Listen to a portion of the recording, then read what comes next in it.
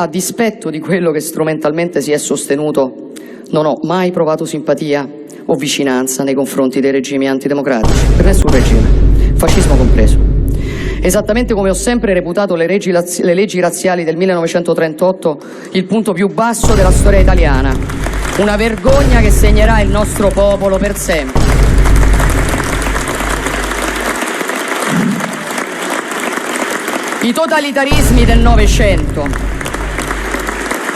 I totalitarismi del Novecento hanno dilaniato l'intera Europa, non solo l'Italia, per più di mezzo secolo, in una successione di orrori che ha investito gran parte degli Stati europei.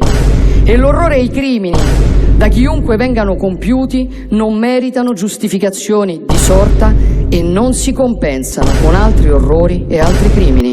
Nell'abisso non si pareggiano mai i conti, si precipita e basta.